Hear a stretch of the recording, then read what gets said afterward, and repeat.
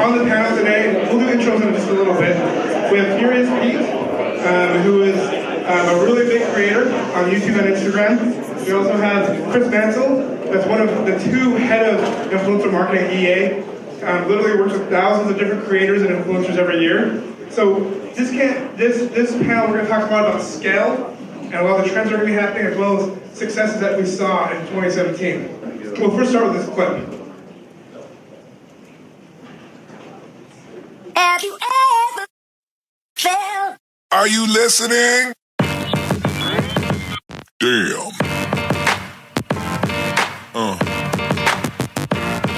Yeah. Yeah. Yeah.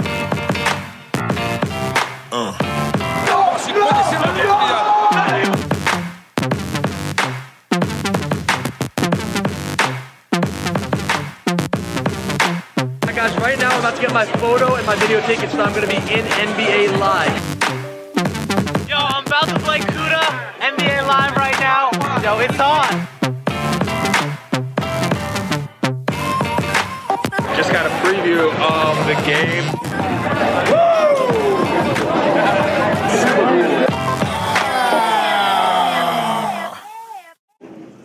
All right. Now, let's go ahead and just do some intros. Pete, let's start with you and then we'll... Oh no, there we go. There we go. Sweet. So my name online is Furious Pete. I do food, travel, and fitness videos predominantly, and that's what I focus on. We have about a total of 5 million subscribers between the two channels that I have, and over 1 billion views. So people like the whole food and fitness kind of combination, but I do like to kind of diversify and just kind of have fun with that. But that's what I focus on. I'm Chris Mancil. I lead community and influencers for EA. I principally lead a program called Game Changers, which is an influencer partnership program. We've got about 1,500 creators around the world with a social reach of about 1.2 billion. And year to date, we've probably produced about 400 million views on our program across our 8 major franchises. So we work with tons of different talent. It's a big portion of what we invest in today. I'm Ricky Ray Butler, the global CCO for Brand Entertainment Network, or BEN. I started a company called Plaid, actually out of here in Utah. A lot of people are actually surprised to hear that it's a huge community when it comes to creators and influencers over here. We started that about almost 10 years ago. I sold my company to Brand Entertainment Network, which is 100% owned by Bill Gates. And we still do a lot with creators and influencers, as well as we tackle everything else in content with film and TV. And we believe the future of advertising is in the content rather than outside the content. So, I'm just diving into it. Chris, in 2017, you worked on both like FIFA and games like NBA Live. Did you notice anything different this year when it comes to success that you didn't see in prior years? Absolutely, that's a really good question, because I think it's changed. The media landscape is shifting because it's less about the content for us now. It's less about the messaging for us now. It's much more about the relationship with the storyteller and the relationship that storyteller has with their audience. So we think about how we approach our creators. We don't think about what's the narrative, what's the messaging points, what's the end result. We think about the experience.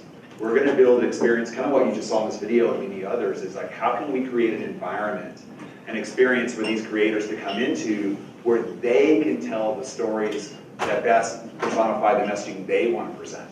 So we want to empower storytellers for them to reach their audience. We just want to be integrated slightly into that world.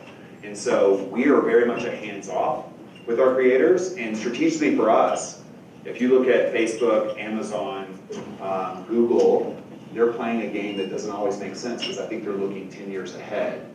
And for us, the future, the way we see it, is it's about the relationships with creators.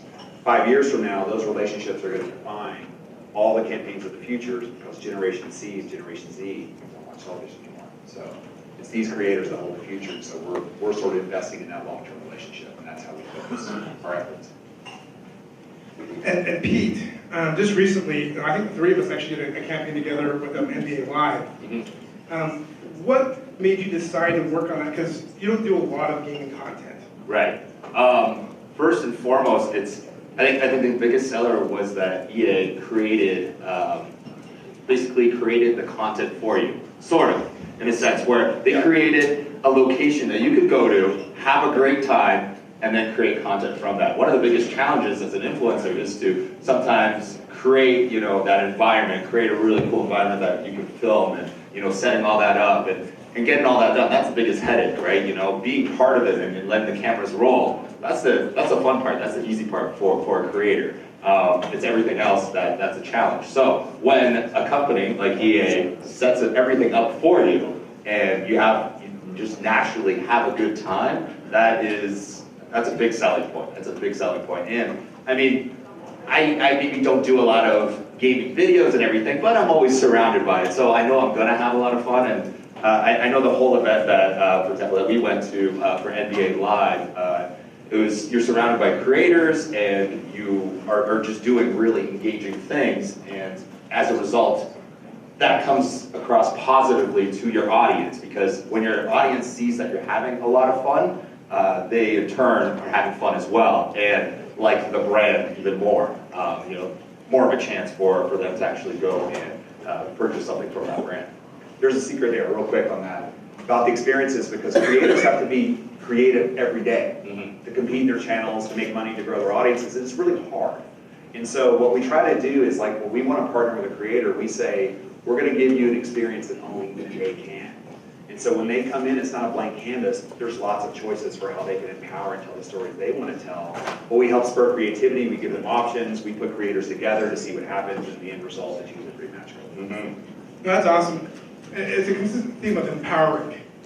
EA came in and they empowered the content rather than disturbed it. They didn't write you a script. They didn't tell you exactly what you had to do. They invited you to something, they create a theme or an experience, and then you were able to create, with your knowledge of what your audience wants, you're able to create a creative solution. Right. And we call that, internally at our company, the consensus triangle. The brand comes with their part, objectives, and ways to empower the content. The creator comes with the solutions, and the audience is happy. And if you do it right, you get better metrics, and you get better clicks, better views, etc. Yeah. Because it makes it a better experience.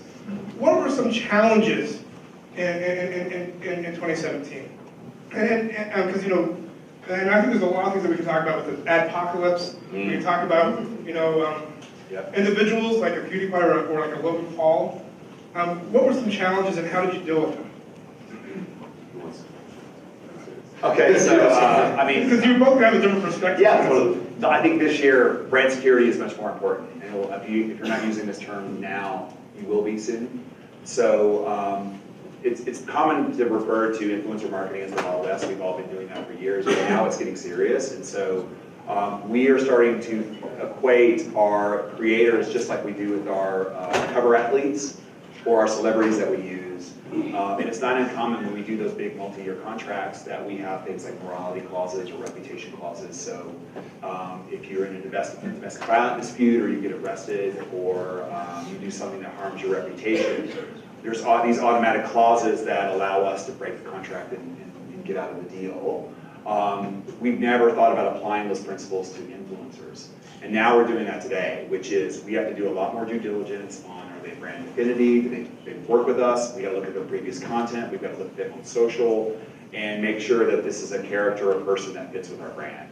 And even then, we have to invest a lot of time to make sure that we're adequately educating them. So an athlete has lawyers and publicists that can tell them, hey, you can't do this, you break your contract.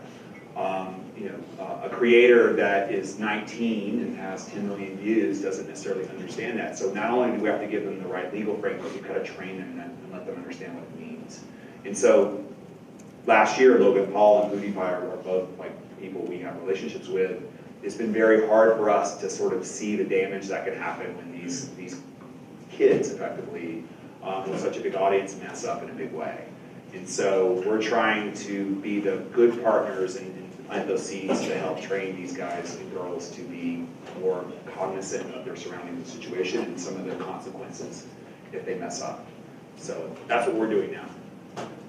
I think it's really hard for all of us to relate to these creators. Some of them are just young. They've made millions of dollars doing stuff that they love, and it can be easy for them to get a God complex. And it's really good to figure out how to monitor that. And I mean, there's several creators where we knew several years ago, we're like, okay, red flag, we got to keep an eye on this and be really careful working with brands and as a creator. From your perspective, what were some of the challenges that you experienced, Pete?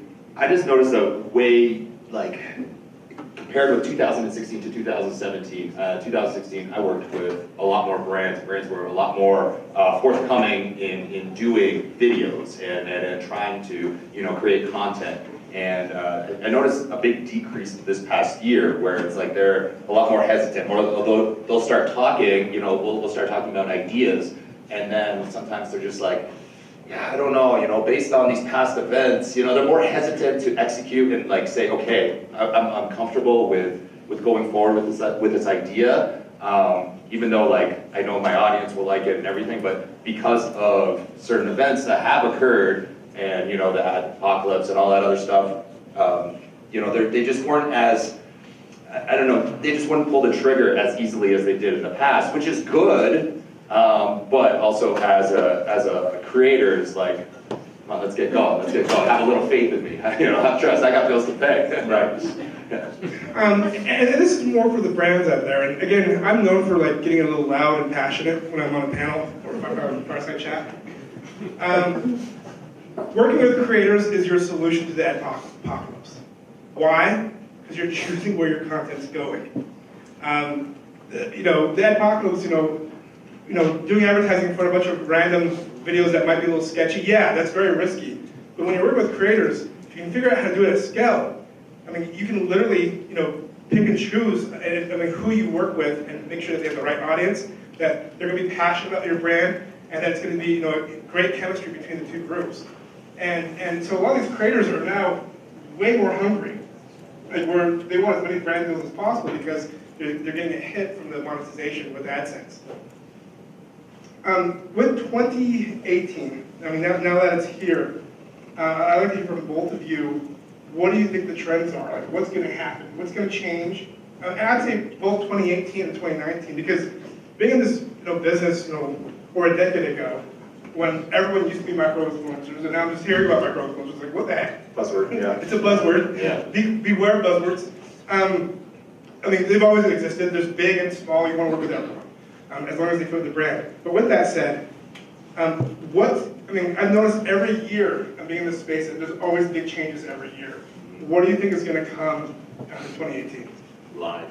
I think live stream is just going to get bigger and bigger and bigger, and we see that year after year. But I think these next 2 years, I think it's going to blow up even more. And I personally like it, and I like it more and more as all the tools actually become more creator friendly, and it just becomes easier to use it, and you're able to do more things. So I definitely think live is going to be huge. I think the more live streaming, Twitch is getting bigger, YouTube is doing their thing, Facebook's got their live, like everyone's got live, Instagram. And do you think there's going to be a winner in 2018, or do you think it's going to be in a couple more years? It's hard to say. Or is it going to be fragmented? Like Twitch has been around for a while, and that's for gaming, and it's But for example, Twitch just diversified where you can do all types of content, right? Because they realize they need to do that. So I'm starting to do live streams in my gym, on Twitch, a place where I didn't think I was going to be doing that. And so I don't know which platform is going to win. It's hard to say, and the online world changes so quickly that you can say one thing. I hate doing predictions because you just never know. I'd rather be surprised. Well, sometimes with brands and the agencies, they worry about live because it's harder to predict. So you have to make sure the agreement is set up and you have a process to take care of that. But they're never impressed with the views that come from live streaming because it's a different type of metric, the viewers. But what I've noticed is the more we do live streaming, the more we get hashtags and trends on Twitter. Sure. Or there was one time where I did one stream with one creator. It was for a fitness game way back in the day, and it became like the #1 global trending hashtag.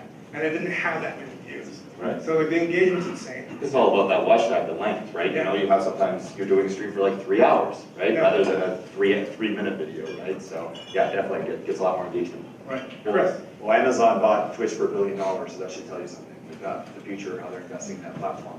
I would say the way things are changing even for us is that more and more dollars are moving away from fixed and programmatic media and into influencer marketing. And I think some of the reasons are if you're under 18 these days, the only chance you're probably watching a television if you're playing a video game on it, or very likely. And so what we found with our younger audiences is that, you know, they don't watch TV, they don't like advertising, they don't like brands, really, not necessarily. They don't really like institutions either. They distrust. I mean, the thing with buy about unbelief is that's a textbook example of how to touch that audience, which I was really impressed with. But what those consumers really care about is authenticity and values, and creating and sharing. And so what we try to do is like the future of that audience, they're on their phones, they're not on websites, they're on their phones, they're watching YouTube, they're watching video, and they're sharing our Musical.ly, where they can engage and connect with their peers and create and share content. And so what we want to think about is how do we start investing in the talent or the thinking or the processes or the divisions that are going to enable us to compete 3 years from now in that environment, because it's changing so quickly that we're trying to scramble just to keep up. And as we focus more and more ROI, and it's just not seeming to be there with our traditional marketing plays, we're starting to see a lot of return on our influencer investments. So that's where I think it's headed. Yeah, it's definitely the future of television. I think what's going to happen, personally, I think they're going to merge together more and more. I mean, I saw a presentation yesterday about the Mickey Mouse Club. It's only digital now. And I think that's going to keep happening. A lot of the Netflixes and the Amazons of the world are starting to pay these creators a lot of money to produce content for them. Mm-hmm. And then so you have like these creators like for example, the Fine Bros. You know, they started with two brothers. They now have like over 70 employees, and they have their own studio. And that sort of thing is going to be more and more because every year there's thousands of more creators. I've heard a little rumor that this scene isn't going to be as effective, and it's not going to explode. And the data says otherwise. It's getting bigger and bigger in a much more diverse way. What I think people should look for in 2018 is to capitalize off of stories in different ways. So across the hundreds of brand creations we did with stories, specifically on Instagram, we were averaging for a long time over an 11% click-through rate. Tell me anywhere else online where you can find that comparison. I mean, it doesn't exist. I mean, and YouTube is, I mean, again, you can't replace one with the other because YouTube is going to kick butt with SEO, and you're still going to get between a 1 to 3% click-through rate if you do it right.